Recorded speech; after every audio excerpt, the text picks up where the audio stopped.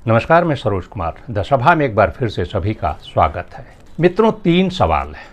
सवाल नंबर 1, क्या अमेठी में स्मृति ईरानी चुनाव हार रही हैं या जीत रही हैं?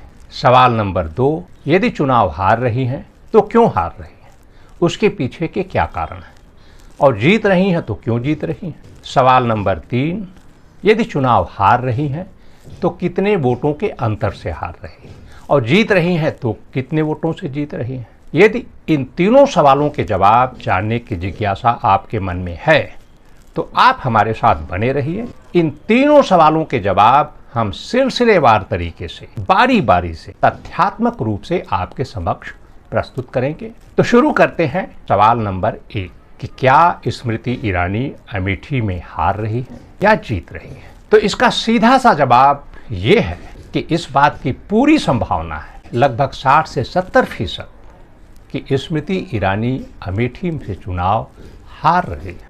30% संभावना इस बात की भी है कि वो चुनाव जीत भी सकती है। अब आपके मन में सवाल होगा कि आखिर इसका आधार क्या है? तो इसका आधार दरअसल वही लोग हैं जो लोग किसी की जीत और हार का आधार तैयार करते हैं। आम जनता की राय, स्थानीय पत्रकारों की राय और चुनावी माहौल और राजनीतिक समीकरण, इन सभी चीज़ों को मिलाकर प्लस माइनस जोड़ घटाकर जो तथ्य सामने आया है उसके आधार पर ये बात पुष्ट हो जाती है कि स्मृति ईरानी अमेठी से चुनाव हार रही है। अब सवाल उठता है कि हार रही है तो क्यों हार रही है, उसके पीछे के क्या कारण है? तो इसके पीछे के कई कारण हैं। सबसे प्रमुख कारण है गांधी परिवार। जैसा कि आप जानते हैं कि अमेठी और रायबरेली ये दोनों सीटें कांग्रेस और खास तौर से गांधी परिवार का गढ़ हैं, और यहाँ की जनता गांधी परिवार की जैसे एडिक्ट सी हो गई है, आदी हो गई है। गांधी परिवार के प्रतिनिधियों के अलावा दूसरे किसी नेता को पसंद नहीं कर, बर्दाश्त नहीं कर पाती। इसकी अपनी वजह है। सबसे प्रमुख वजह ये है कि गांधी परिवार के नाम पर जो यहाँ के लोगों को सम्मान मिलता है उसका कोई जोड़ नहीं है। आज अमेठी और रायबरेली को देश और दुनिया में अगर लोग जानते हैं तो सिर्फ इसलिए कि इन दोनों सीटों का प्रतिनिधित्व लंबे समय से गांधी परिवार के सदस्य करते आ रहे हैं। अमेठी और रायबरेली के लोग जहां भी कहीं जाते हैं और जैसे ही वे बताते हैं अमेठी या रायबरेली से हैं तो सामने वाले का देखने का नजरिया बदल जाता है, और उससे अमेठी और रायबरेली के लोगों को जो गौरव प्राप्त होता है उसे वो किसी भी कीमत पर खोना नहीं चाहते। यही नहीं, गांधी परिवार ने दोनों क्षेत्रों में जिस तरह के काम किए हैं उसका कोई जोड़ नहीं है। गांधी परिवार के प्रतिनिधियों ने वे काम भी किए हैं जिनका उन्होंने चुनाव के दौरान कभी वादा नहीं किया था। अमेठी और रायबरेली को वे अपने परिवार की तरह मानते हैं, तो परिवार की जो भी जरूरतें होती हैं उसे पूरा करने के लिए उनके बीच कोई वादा आड़े नहीं आता। तो इस तरह अमेठी और रायबरेली के लोगों की उम्मीदें काफ़ी ऊंची हो गई हैं, और उनकी उम्मीदों पर दूसरा कोई नेता खरा उतर नहीं पाता। और यही कारण है कि इन दोनों सीटों से लाख कोशिशों के बावजूद दूसरे किसी दल का नेता, कोई भी नेता चुनाव नहीं जीत पाता। मुझे पता है आपके मन में ये सवाल जरूर उठ रहा होगा कि यदि अमेठी और रायबरेली के लोग गांधी परिवार की इतने एडिक्ट हैं तो फिर 2019 में राहुल गांधी अमेठी से चुनाव कैसे हार गए, क्यों हार गए? तो ये सवाल अपनी जगह बिल्कुल सही है कि राहुल गांधी 2019 में अमेठी से चुनाव हार गए, 55,000 वोटों के अंतर से चुनाव हार गए थे। इसकी अपनी वजहें रही है। दरअसल स्मृति ईरानी 2014 में लगभग 1 लाख वोटों के अंतर से राहुल गांधी से चुनाव हार गई थी, मगर उसके बाद भी लगातार उनका अमेठी आना जाना बना रहा। उन्होंने अमेठी को छोड़ा नहीं, और राहुल गांधी उतना अमेठी नहीं आ पाए। उनकी दूसरी व्यस्तताएं रही होंगी जिसके कारण वे अमेठी को उतना समय नहीं दे पाए। स्मृति ईरानी बराबर अमेठी आती रही, लोगों से मिलती जुलती रही। चूंकि वे केंद्रीय मंत्री भी थीं तो उसका भी अपना एक आकर्षण था, लोगों को उनसे जुड़ना मिलना अच्छा भी लगता था। तो इस तरह अमेठी के लोगों के मन में स्मृति ईरानी के प्रति एक जगह बनी, और 2019 के चुनाव में उन्होंने कई ऐसे वादे किए जिसका भी आकर्षण हुआ। तो इसका परिणाम ये हुआ कि कांग्रेस के जो कुछ परंपरागत मतदाता थे वे बीजेपी के खेमे में चले गए और उन्होंने 2019 में स्मृति ईरानी को वोट दिया, इस उम्मीद में कि शायद ये कुछ अमेठी के लिए अतिरिक्त कर पाएं, क्योंकि केंद्र में भी बीजेपी की सरकार और राज्य में भी बीजेपी की सरकार। तो लोगों को ऐसा लगा कि दोनों सरकारें मिलकर अमेठी के लिए कुछ अच्छा कर सकती हैं और अमेठी के लोगों का कुछ भला हो सकता है। दूसरा कारण ये रहा कि 2019 के चुनाव में सपा और बसपा का गठबंधन था। हालांकि सपा पहले भी एक सद्भावना के कारण अमेठी और रायबरेली में अपने उम्मीदवार खड़ा नहीं करती थी, मगर बसपा अपना उम्मीदवार खड़ा करती थी। चूंकि 2019 में सपा बसपा का गठबंधन था, तो बसपा भी अपना उम्मीदवार खड़ा नहीं कर पाई। तो इसका परिणाम ये हुआ कि बसपा के मतदाताओं का एक बड़ा हिस्सा बीजेपी के साथ चला गया। उसने स्मृति ईरानी को वोट कर दिए। इसके पीछे उज्ज्वला गैस सिलेंडर, शौचालय और प्रधानमंत्री आवास का एक आकर्षण था। तो इस तरह से कांग्रेस के कुछ मतदाता बीजेपी के खेमे में चले गए और बसपा के कुछ वोटर बीजेपी के साथ चले गए और इस तरह से स्मृति ईरानी लगभग 55,000 वोटों के अंतर से चुनाव जीत गए।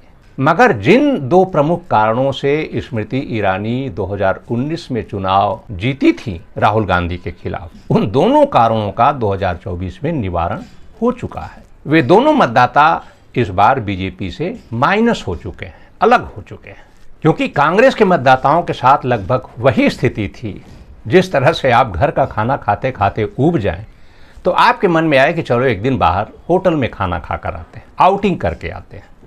तो कांग्रेस के जो मतदाता बीजेपी के साथ 2019 में चले गए थे, वे आउटिंग करने चले गए थे, टेस्ट बदलने चले गए थे और 5 साल जो उन्हें अनुभव हुआ, उसके बाद वे वापस अपने घर लौट आए।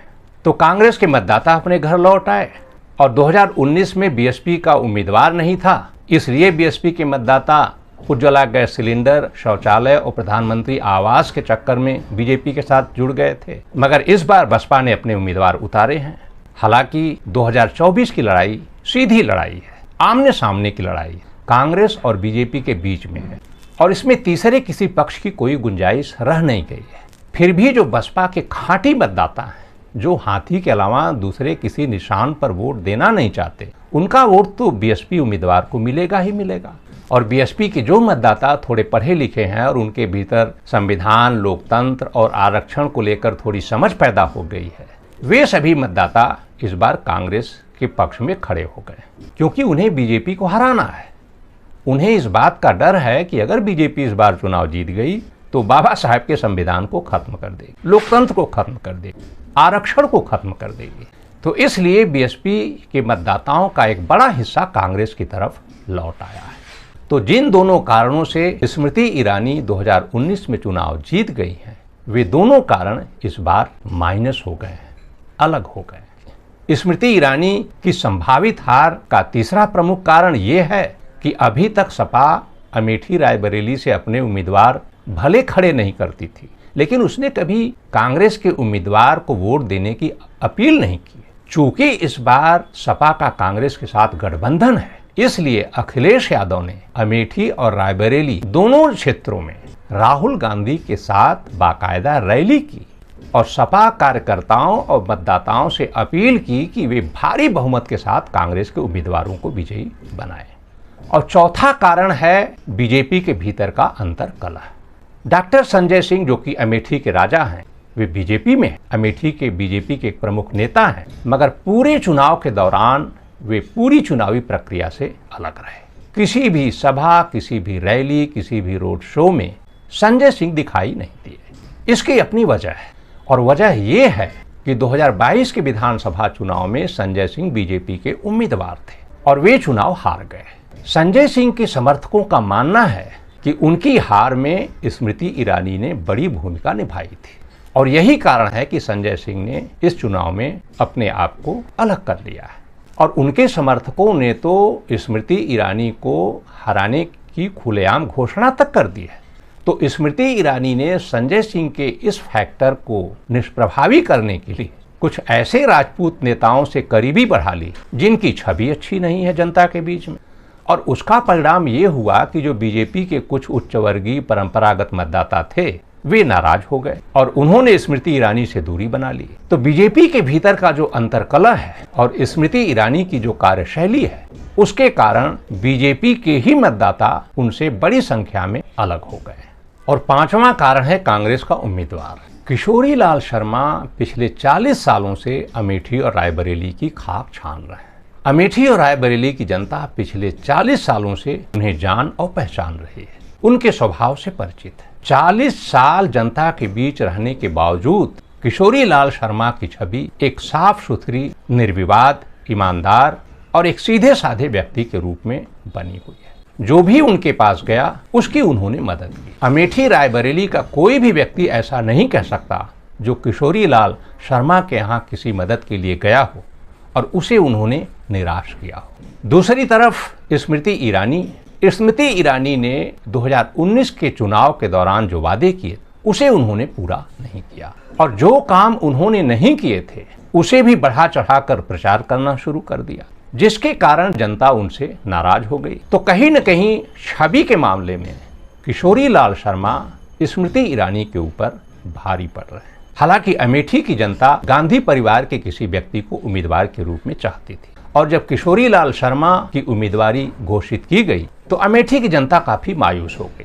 मगर जिस तरह से प्रियंका गांधी और राहुल गांधी ने किशोरी लाल शर्मा की बैटिंग की, उनके लिए प्रचार किया और अमेठी के लोगों को ये भरोसा दिलाया कि किशोरी लाल शर्मा उम्मीदवार भले हैं मगर ये चुनाव गांधी परिवार लड़ रहा है और जीत भी गांधी परिवार की ही होगी और इस क्षेत्र में काम भी गांधी परिवार ही करेगा। तो इस आश्वासन के बाद अमेठी की जनता में वही पुराना जोश लौट आया और वो पूरी तरह से किशोरी लाल शर्मा को गांधी परिवार का प्रतिनिधि मानकर उनके साथ खड़ी हो गई।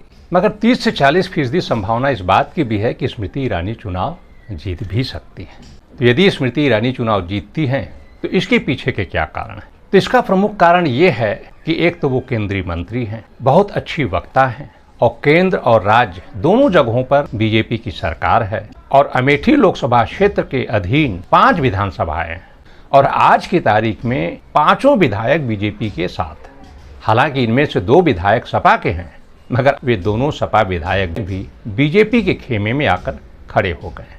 तो ये सारी चीजें स्मृति ईरानी के पक्ष में जाती हैं, जिसके कारण 30 से 40% संभावना इस बात की है कि वे चुनाव जीत सकती है। तो अब सवाल नंबर 3 कि आखिर स्मृति ईरानी चुनाव यदि हार रही है तो कितने वोटों के अंतर से हार रही हैं, और जीत रही हैं तो कितने वोटों से जीत रही हैं। तो जैसा कि आपको पता है कि अमेठी में कुल लगभग 17 लाख मतदाता हैं और इस बार वहां 54.34% मतदान हुआ है, यानी लगभग 10 लाख मतदाताओं ने वोट किए हैं।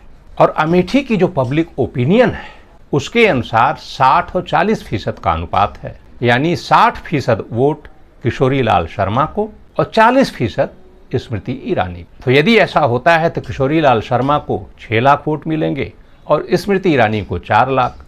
तो इस तरह से स्मृति ईरानी 2 लाख वोटों के अंदर से चुनाव हार रही है। मगर हम थोड़ा कंजर्वेटिव आंकड़ा लेते हैं, क्योंकि इस बार बीएसपी का भी उम्मीदवार मैदान में है। हालांकि इस बार की लड़ाई बिल्कुल सीधी है, आमने सामने की है, कांग्रेस और बीजेपी के बीच में है और उसमें तीसरे किसी पक्ष के लिए बहुत गुंजाइश नहीं रह गई है। फिर भी जो बसपा के खाटी मतदाता हैं, जो हाथी के अलावा दूसरे किसी निशान पर वोट देना नहीं चाहते, वो वोट बसपा उम्मीदवार को हर हाल में मिलेगा। तो मान लिया कि बीएसपी उम्मीदवार को कम से कम 5% वोट तो मिलेगा ही मिलेगा। हालांकि अमेठी में 1.5 लाख के आसपास बसपा का वोट है, मगर यदि 5% ही वोट बीएसपी उम्मीदवार को मिलता है तो लगभग 50,000 वोट उसके खाते में जाएगा। और इसके अलावा अतिरिक्त 5% वोट हम स्मृति ईरानी के खाते में और जोड़ देते हैं और ये पूरा 10% वोट किशोरी लाल शर्मा के वोट से माइनस कर देते हैं, यानी किशोरी लाल शर्मा का वोट 50% हो जाता है और स्मृति ईरानी का 45% और 5% बसपा उम्मीदवार का। तो इस तरह से स्मृति ईरानी लगभग 50-55 हजार के वोट से चुनाव हार रही है। और यदि दोनों का औसत निकाला जाए 2 लाख और 50,000 तो ये लगभग 1 लाख हो जाता है, यानी स्मृति ईरानी अमेठी में 50,000 से 1 लाख वोटों के अंतर से चुनाव हार रही है। तो इस तरह यदि किशोरी लाल शर्मा अमेठी से चुनाव जीतते हैं तो वो एक नए जायंट किलर के रूप में उभर कर सामने आए और स्मृति ईरानी की हार बीजेपी को एक लंबे समय तक दर्द देता रहेगा। तो यदि ऐसा होता है तो कांग्रेस ने अमेठी के लिए जो अपनी रणनीति बनाई थी वो अपनी रणनीति में सफल हो जाएगी। तो कांग्रेस की रणनीति क्या थी, इस बारे में हमने 10 मई को विस्तार से चर्चा की थी और वो वीडियो हमारे चैनल पर उपलब्ध है, आप चाहें तो उसे जाकर के देख सकते हैं। तो बहरहाल अमेठी का अंतिम परिणाम क्या है इसका पता 4 जून को ही चल पाएगा। तब तक हम इंतज़ार करेंगे, आप भी इंतज़ार कीजिए। तो आज की सभा में फ़िलहाल इतना ही। हमारा ये विश्लेषण आपको कैसा लगा अपनी राय से हमें अवगत कराएं, हमें इंतज़ार रहेगा। कमेंट बॉक्स में अवश्य लिखें और यदि ये विश्लेषण आपको पसंद आए तो इसे लाइक करें, मित्रों परिचितों को शेयर करें और चैनल को सब्सक्राइब भी कर लें, ताकि जब भी हम अगली कहानी, अगला वीडियो जारी करें तो उसकी सूचना तत्काल आपको मिल जाए। तो जल्द मिलेंगे एक नए विषय, नए मुद्दे और नई कहानी के साथ। तब तक के लिए हमें दीजिए इजाज़त।